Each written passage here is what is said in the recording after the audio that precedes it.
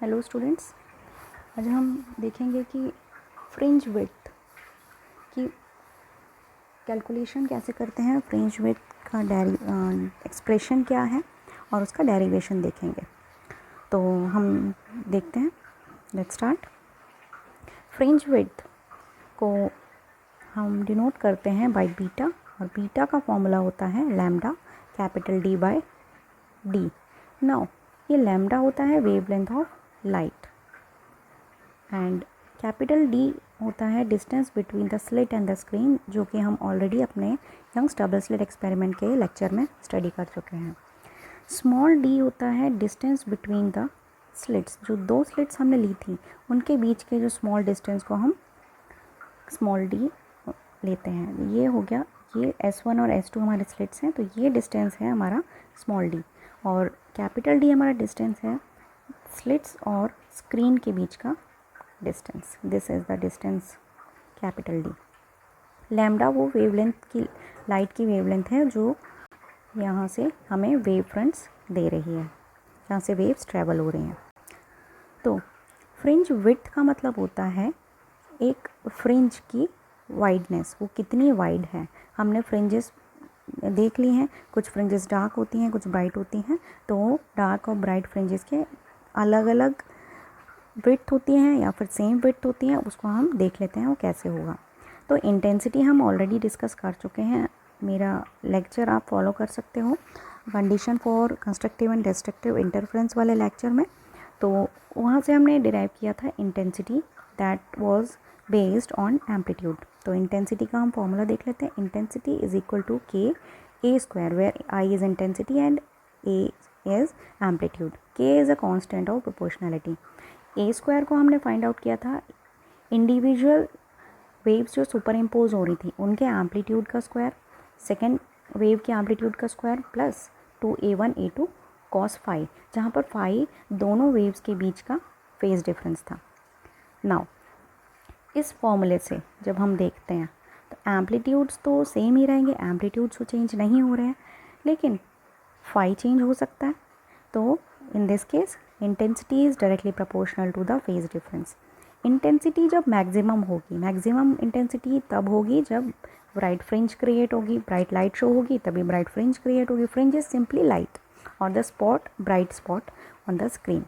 ठीक है, तो मैक्सिमम इंटेंसिटी होगी when cos phi is equal to +1 और -1। ऑब्वियसली +1 और -1 हटा देते हैं, जस्ट ये पूछने के लिए मैंने यहाँ पर लिखा हुआ था। तो cos फाई की वैल्यू जब +1 होगी तो इंटेंसिटी उस केस में मैक्सिमम हो जाएगी। तो +1 की कंडीशंस क्या होती हैं? तो +1 की जो कंडीशंस होंगी वही कंडीशंस होंगी हमारी फॉर कंस्ट्रक्टिव इंटरफेरेंस के लिए।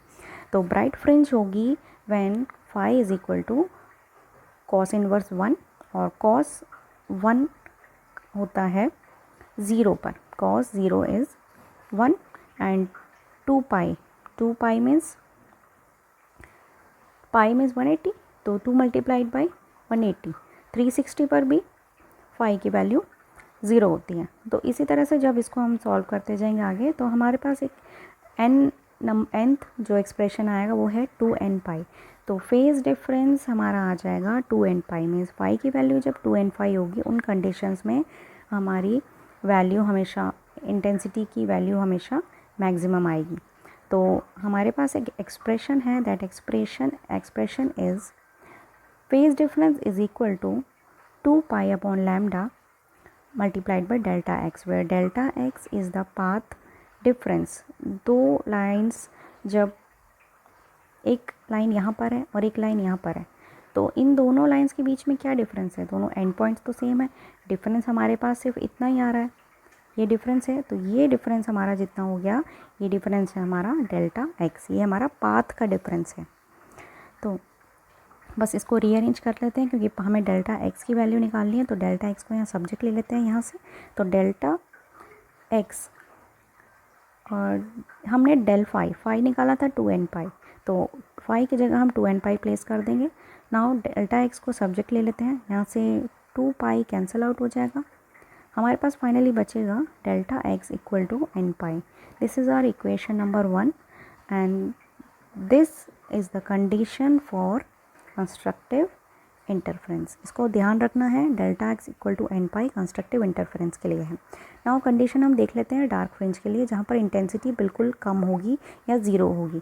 तो इंटेंसिटी सबसे कम कब होगी, when cos phi will be -1, intensity will be minimum when cos phi will be -1। और -1 किस कंडीशन में होगा, we know that cos 180 degree is equal to -1, तो उसको हम एल्जेब्रिक फॉर्म में लिख लेंगे, तो that form will be 2n - 1 multiplied by pi. कैसे, इस एक्सप्रेशन को 2n - 1 को हमने क्यों लिया उसको जस्टिफाई कर लेते हैं। अगर हम इस इक्वेशन में 1 वैल्यू पुट करें n की जगह, तो will get pi simply, and 2 की वैल्यू जब हम पुट करेंगे तो ये हमारे पास आ जाएगा 3 पाई। तो इस तरह से ये वाला 2n - 1 जस्टिफाइड है कि इसकी वैल्यू जब वेरियस n की वैल्यूज़ को हम पुट सब्सटीट्यूट करेंगे तो वो 180 ही देगा या सिर्फ पाई को ही देगा, तो ये जस्टिफाइड है। तो फेज़ डिफरेंस, जो फेज़ डिफरेंस है वो हमारा आ गया 2n पाई -1 2n - 1 पाई। ये हो गई the phase difference for dark fringe, ये कंडीशन इसकी हो गई। Now again the same thing, हमारे पास ये फॉर्मूला है, phase difference is equal to 2 pi upon lambda multiplied by del x, where del x is the path difference. तो हम इनको देख लेते हैं, delta x is equal to